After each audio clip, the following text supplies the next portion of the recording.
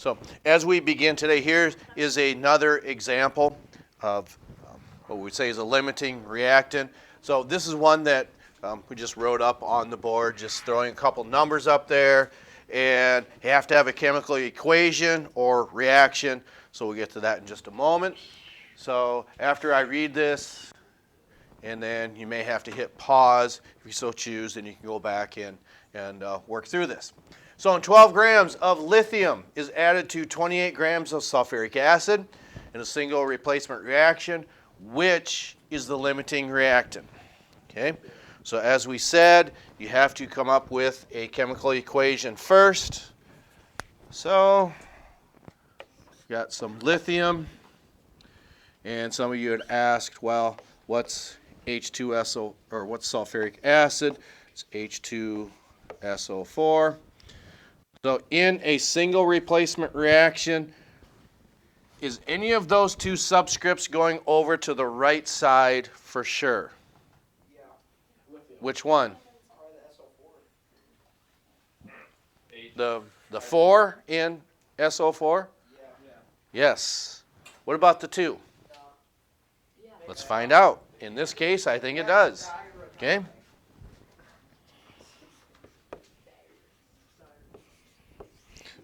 So one of the aspects that when we look at stoichiometry, whether it's how we ended last semester or where we begin here, this is a culmination of everything that you had learned last semester, and then using this as a mathematical representation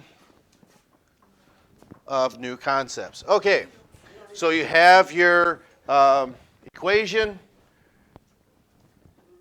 Do we have to balance anything? Okay, so we've got 2 lithiums over there and only 1 here, so we need to put a 2 there.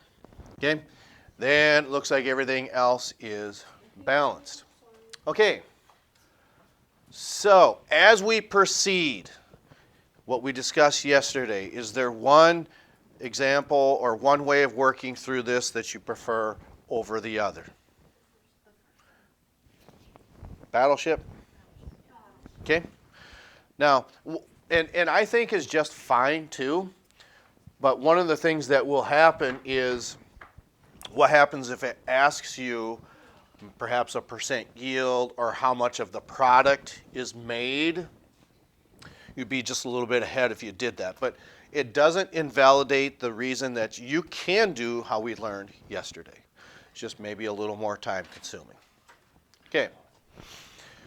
So, when we do that, we've got 12 grams of lithium.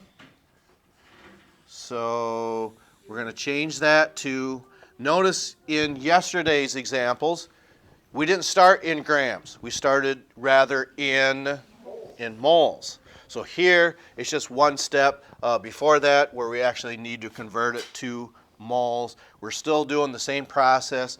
You said, we like this method better, convert grams of this to grams of that substance, or moles, sorry, and then do the same thing here. Okay, so we're going to convert this to grams of lithium. Okay, so how do we go about doing that? Our grams will cancel. That gives you your moles of lithium. Okay? Well, you're done here because this is not a mole-to-mole ratio. Because yesterday, that's what we're talking about. Yesterday you had that, moles. Here you have to convert it to moles first. Yeah. Yes, I know. But you need to see how much we actually have first. That's why this is a little different than what we started yesterday. There's just one extra added step. We have to convert it to moles first. Yesterday it gave you that. Yeah, exactly. Yesterday that gave it to you. Okay. So, in this process, because if you go ahead and convert that to Perhaps your moles of H2SO4 or moles or grams of that substance, you don't know what to compare it to. That's why you have to change it to moles first. Okay. So we've got 12 divided by 6.94. That gives us 1.73. So that is what we actually have. Okay? We're not doing that in here. All right? We're just not. Okay? 1.73 moles of that substance. Now, trick question, is this required? No, it is not, because we have to see how much we actually have first. You gotta count it wrong if we don't put required. No. We're not. We want you to get to that process. Yes, that is true, but there's different ways you can go about doing that. Some people choose maybe the easiest way, whatever works best for yourself. Okay, so then we've got 28 grams of H2SO4. So in this case, for every mole of H2SO4, we could say, yeah, that would be close enough. Just going to put SA for sulfuric acid. Okay. We're done, right? Right? Good answer. Okay.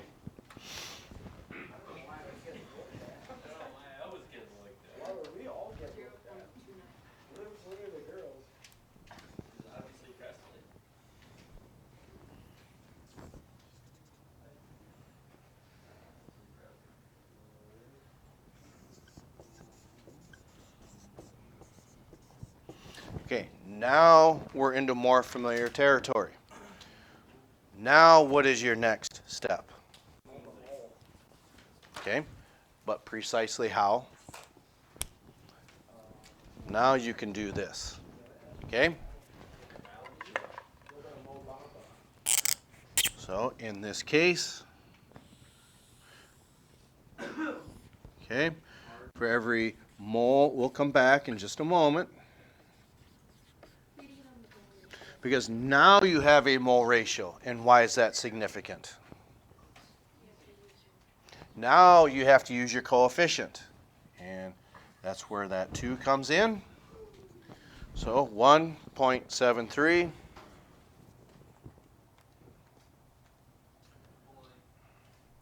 That gives us 0.87.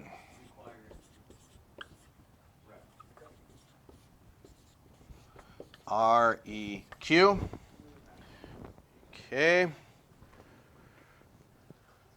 pretty fair to say that we have found our limiting reactant, but sometimes you need to find your excess reactant. I mean, yes, we could say that we know that this is our excess reactant, but we don't know by how much. Okay?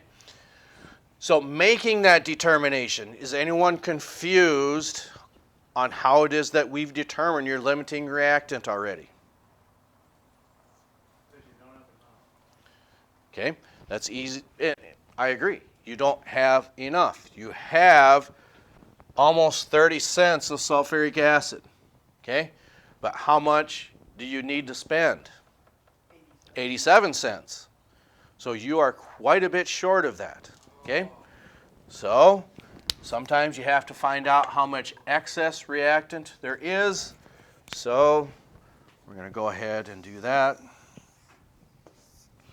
So for every mole of sulfuric acid, you get 2 moles of lithium.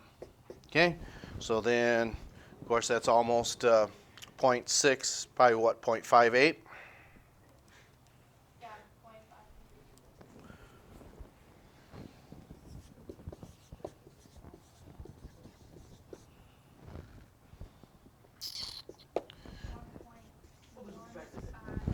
Okay, so we had 1.73 0.73 or $1.73, and then you had 0.58 cents that's required. So yes, your excess reactant, you would subtract the two, and that's how you would do that. Now, one of the aspects that can happen is, this is just an example now, okay? Because there's a problem like this on your paper. These can get to be a little more difficult than just being cut and dry like this. And it's going to be those of you who choose to put this effort in that will probably pick this concept up a little quicker than others, okay? But it's those of you who, again, it's just my opinion, it's just a choice that is made. What happens is, let's say, for instance, this came out to be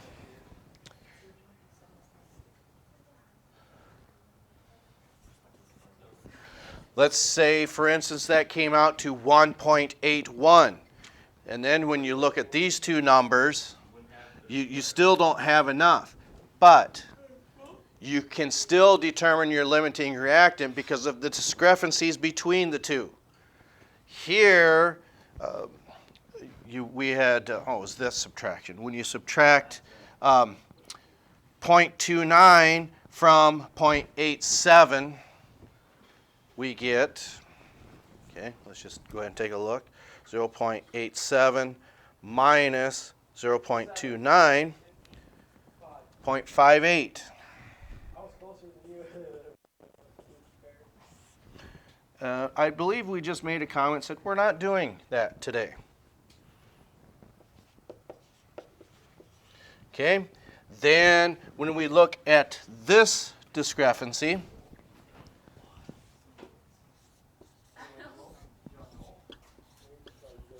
even though both of them are a limiting reactant, which one runs out first? It's still this one. Because look at what you have for a discrepancy. You used up so much more of your sulfuric acid than what you did as your lithium. Sometimes that happens, okay? And it's just my opinion, those of you who put this effort and work into it are going to catch on to that, and everyone else is just maybe playing catch up because of different choices that they made. I don't know. You can make up your own estimation for that. It would run out first because it's still what would limit the reaction of what you can actually make. And that's what would be more evident in what we see as percent yields. Okay. Questions on this? Do you still want and or need to see another limiting reactant problem? Okay. How would you know that, though? Because is this difficult? Is it because of what you see up here on the board? It's what? Okay. Yes. Yes, ma'am. Can I erase this? Okay. So then what you can do is open up to it's around 18, but I just want to look to see.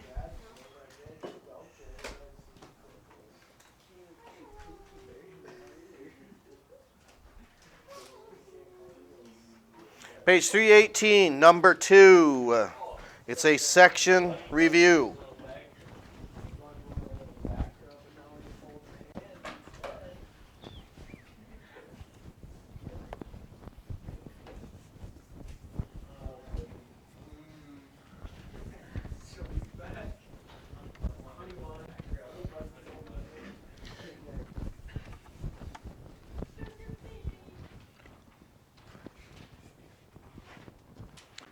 When you're done grabbing each other or whatever it is that you're doing,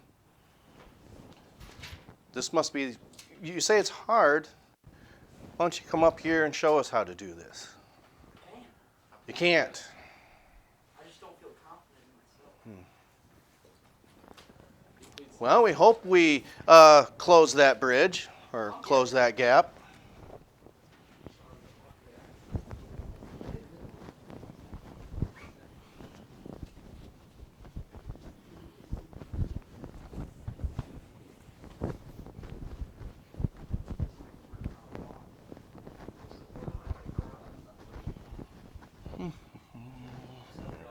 Okay, so number 2 in the section review on page 318. Metallic magnesium reacts with steam to produce magnesium hydroxide and hydrogen gas. So again, you're not always going to be given your chemical reaction. It's not always going to be balanced. You're going to have to write out your own from time to time.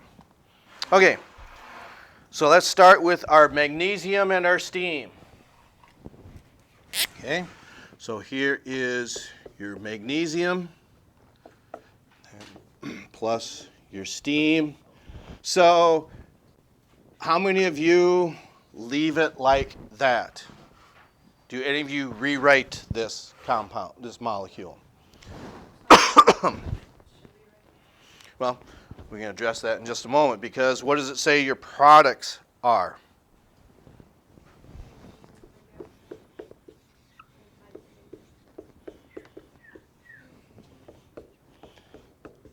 The reason that we may look at that is you have a hydroxide on your product side, but you don't have a hydroxide on your reactant side. You can certainly switch that if you so choose, which means, and sometimes it makes it easier, but it doesn't always work out. But I try to make things as simple as possible. Okay? Now it might be a little more easier to balance because we've got 2 hydroxides over there, and how many hydroxides over here? Okay, so we're going to put a 2 here. That gets distributed to the hydrogen, gives you 2, and then 2 over here.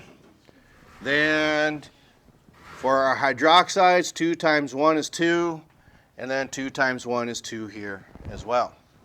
So we've got this balanced now. And it says we've got 16.2 and 12.0.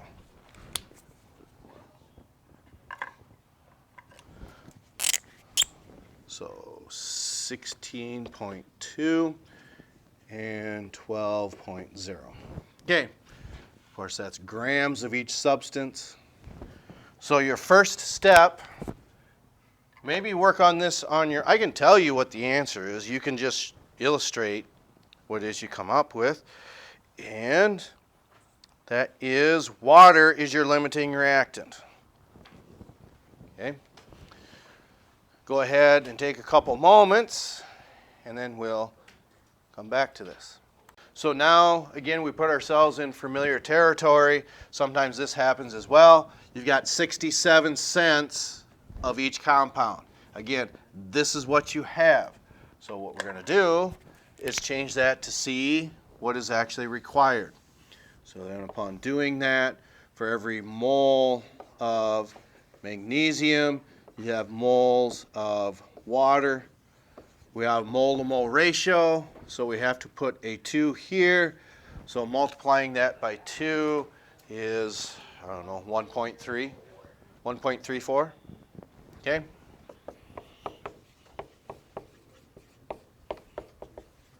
And this, again, doesn't matter where, just somewhere, possibly right, REQ. So we've already predetermined that we need $1.34, but we only had 67 cents. So we're going to find out how much excess reactant there is.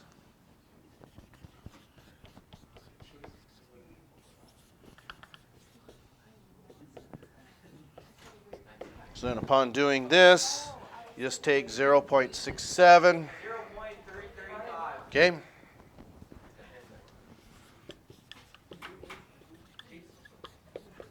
And again, that is REQ.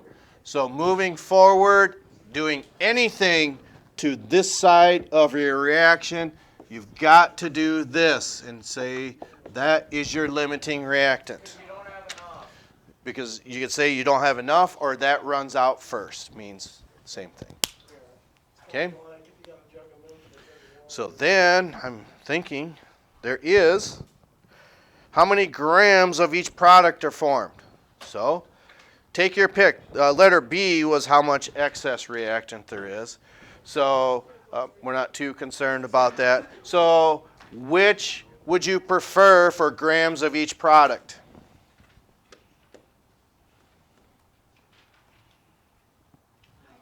Okay, so one of the things we do is, now that you've got this labeled, okay, you don't have to go all the way back to grams, okay? You just don't. You can back up to what you actually had. You've got to make sure that you use this number, not that one, okay? It'd be the incorrect one to use this. Okay, so upon doing that, since we have this into moles already, we don't have to totally reinvent the wheel here. We can just erase parts of this and then put our mole ratio here. And again, I highly suggest that you carry that too.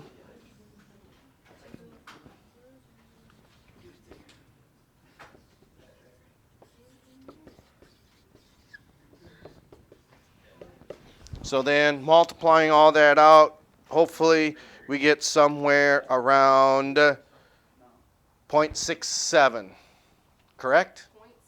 0.67?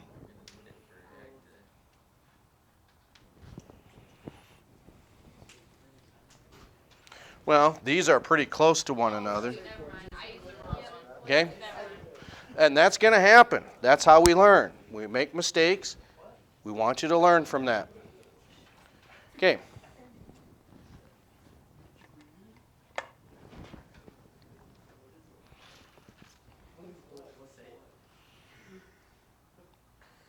Can we erase this?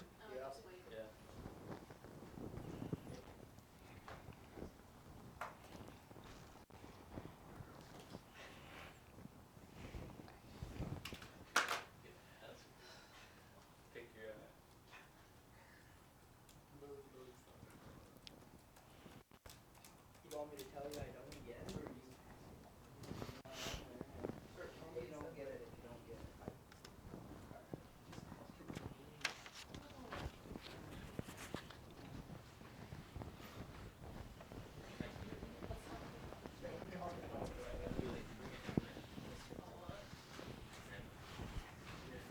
Okay. So now we want you to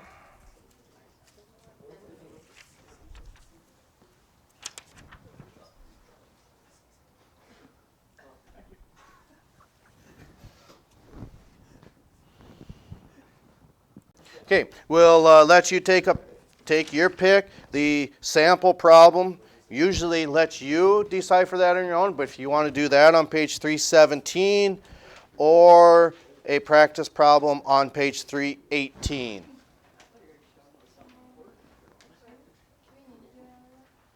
This is percent yield. Was that going to be on our worksheet? Okay, then let's do that one. Okay? 317. 317. Okay. Page 317, chlorobenzene. That's more so of an organic reaction. Some of you will be going through that process perhaps next year, taking the organic and biochemistry class. It's more so than just the organic compounds. It's the aromatic and aliphatic reactions that accompany them. And this is a very common one. It doesn't tell you that. It just says chlorobenzene. But what you're doing in this equation is C6H6 is benzene. You're chlorinating it and making chlorobenzene. Anyway, why is this important? Well, this chlorobenzene is used in many important chemicals such as aspirin, dyes, and disinfectants. One industrial method of preparing chlorobenzene is to react chlorobenzene with chlorine as represented by the following equation. Okay. So in this case, you have 36.8 grams of benzene reacts with an excess of chlorine. The actual yield, so what a chemist actually got from this reaction was 38 grams. So what is the percent yield? Okay, so upon looking at this, we've got C6H6 plus your chlorine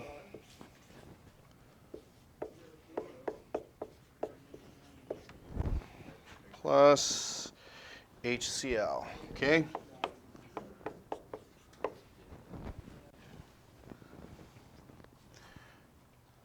And everything is balanced. Okay? So when you accompany these reactions, it says anytime you're doing a percent yield, you start on this side of the equation, but you have to end on this side. And this is why. Because it says that 38 grams is tied to which compound? Chlorobenzene. So you've got 38.8. And this was actually produced by a chemist. So how much benzene did they start with?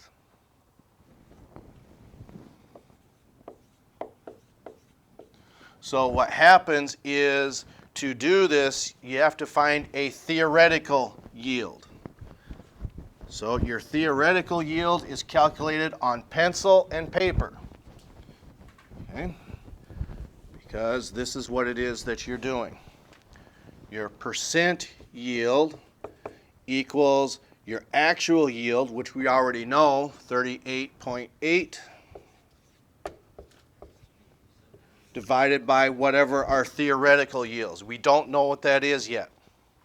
We've got to calculate that by changing grams of this to grams of this substance.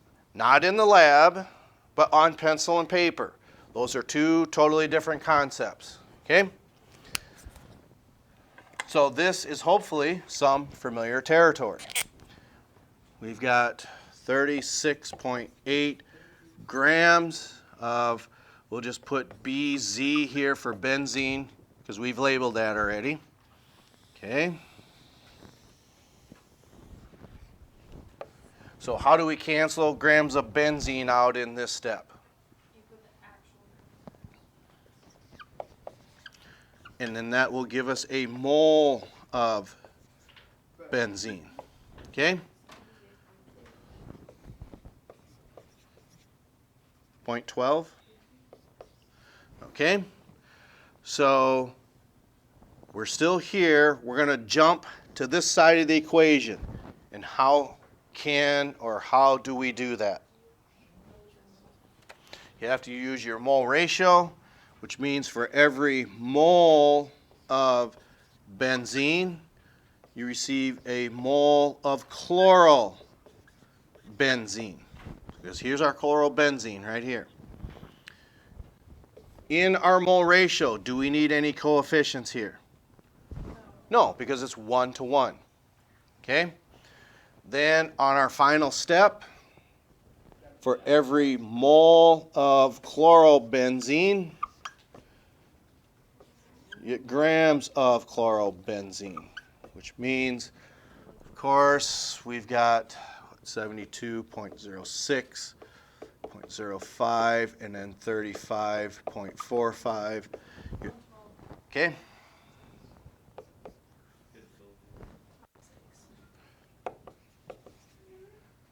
So everything has canceled out. We're in grams of chlorobenzene, which is what we want. So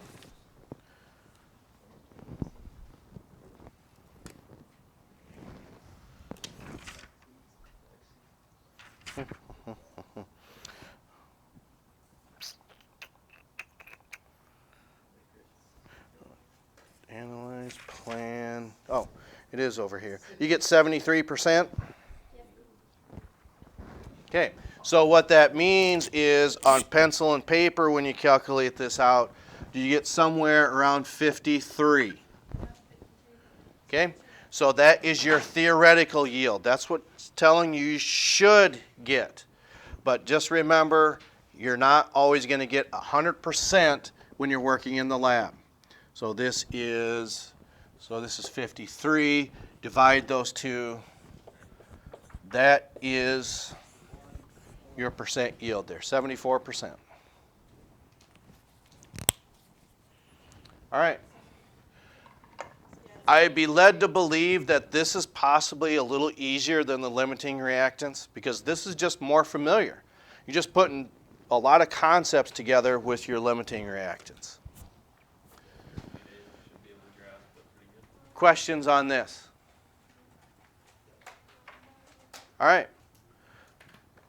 I will hand this paper out, and the rest of the time then will be yours.